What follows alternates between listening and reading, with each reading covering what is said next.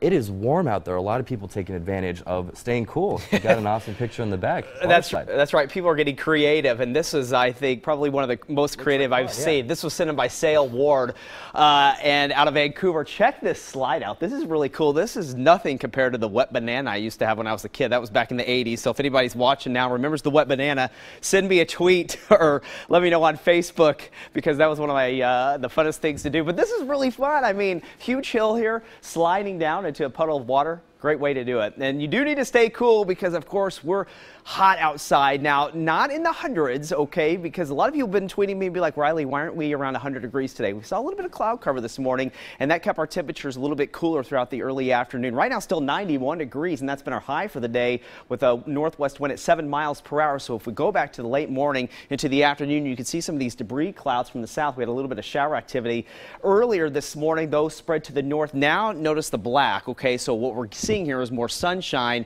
and we're seeing the temperatures increase. In the last couple of hours, our temperatures have started to increase. We're at 93 right now in Salem. You can see 93 in Kelso, 100 in the Dalles, and Astoria right now at 81 degrees. Metro temperatures right now, upper 90s for you in Tigard, 96 degrees there, 94 in Beaverton, 86 in Westland, and upper 80s to lower 90s out east right now, sitting at 91 downtown. Now, the reason why we're feeling so muggy outside is because you have to look at the dew points. This is the amount of moisture that's in the air, okay? So when it's 100, the air is completely saturated. But once we get into the upper 60s, it really starts to feel uncomfortable. Typically, you know, we're about the 20s to 30s, but right now you can see Tigard 69, so that's very muggy. Here in Portland, 67 in downtown, 64 at the airport. In Vancouver right now it's 60, so again, that's why it's feeling so sticky outside. So the overnight lows, we're not going to cool down too much, and for that reason, we still have that excessive heat warning that goes until 5 a.m. tomorrow. Lows between about 65 and 70 degrees. Now, if you look out east in the southern part of the state, this is a heat advisory where highs tomorrow could be between about 102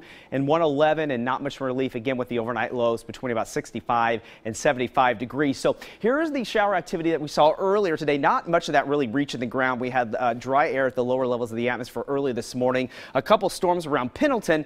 But if you look at the big picture here, we have high pressure, of course, that's bringing us the heat off to our east. And then down to the west, we have an area of low pressure. So we're kind of in this tunnel here of some mid-level moisture pulling in. And that's why I think we have the chance of maybe seeing a few isolated storms trying to develop in the higher terrain and potentially a valley by tomorrow. It's a slight chance, at least for the valley, but I do think we do stand a chance for that, especially out towards the coast. So your hour-by-hour forecast, here's 12:30 tonight. Notice still very warm, 80 degrees. Once we get into tomorrow, I think we'll start off with some cloud cover early in the morning, and then still going to be warm. But notice models are trying to pick up maybe an isolated shower or thunder shower out along the coast. And then once we get into the afternoon, still hot as we get to near 90. But then these models are still indicating a little bit of moisture coming in. So again, we could see maybe an isolated storm threat from the Cascades points west. A better chance will be east. So tomorrow, I think we're going to be between about 88 and 93 degrees west and east side, passing clouds and a chance of a night storm. Coastal areas tomorrow,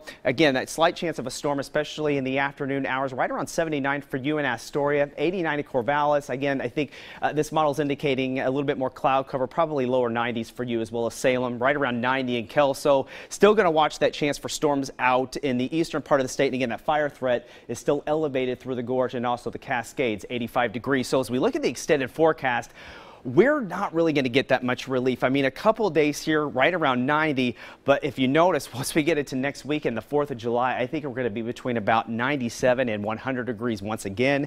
It's going to feel a little bit humid. So, I mean, this is a stretch that we haven't seen in a very long time. That was a hot 7-day. Yeah, it is. So very basically, much. if you want to cool down, you go to the coast. Go to the coast or make a slide like Sale did. Make a slide. Yeah. All right. Thanks, Riley. Well, coming up, a major